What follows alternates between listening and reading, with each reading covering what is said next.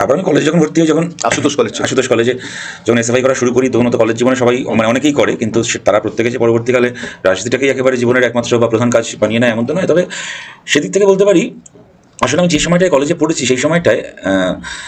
পশ্চিমবাংলার রাজনীতিটাও খুব আমি বলবো যে নানা চ্যালেঞ্জে খুব ইন্টারেস্টিং হয়ে উঠলো। মানে তখন এই 2007 সালে আমি তখন কলেজের ছাত্র, তখন এই সিঙ্গুর, নন্দীগ্রাম ওইসব আন্দোলন বিষয়ে তারপর তাই নিয়ে, এবং প্রশ্নটা খালি কোনো একটা জমিতে কারখানা হবে কি হবে না, সাধারণভাবে সমাজের বিভিন্ন প্রশ্ন, শিল্প কিভাবে হওয়া উচিত, কৃষকের সঙ্গে শিল্প, একটা কৃষিভিত্তিক সমাজের শিল্পে তার মানে ট্রান্সফরমেশনের সময় যে ধরনের প্রশ্নগুলো উঠে আসে, সওয়াল জবাব উঠে আসে, এগুলো খুব ইন্টারেস্টিং ছিল। আবার ওপর দিকে জঙ্গলমহলে একটা আমাদের তখন মাওবাদীদের আক্রমণে আমাদের একের পর এক কমরেড খুন হচ্ছেন। কলেজগুলোতে সেই সময় শুরু হলো যে একটা কলেজ দখলের রাজনীতি, বিশেষ করে 2009 বামপন্থীদের ফলাফল যখন লোকসভায় খারাপ হলো, তৃণমূলের ফলাফল ভালো হলো, তারপর কলেজে হামলা, আক্রমণ, এবং রাজ্যের গভর্নমেন্ট চেঞ্জের সময় কলেজের গুলোতেও একটা দখল করে নেওয়ার একটা এইসব করতে করতে এমন হয়ে গেল যে তখন আমার রাজনীতিটা অনেক বেশি আমার মতো অনেকের কাছে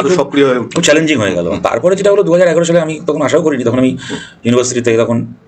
আমার শেষের দিকে তখন হঠাৎ করে পার্টি থেকে সিদ্ধান্ত নেয় সেই ভোটে প্রার্থী হিসেবে আমার নাম ঘোষণা করা হয়। তারপর কিছুটা বলতে পারেন যে ওই ইয়েতেই হয়ে যায়।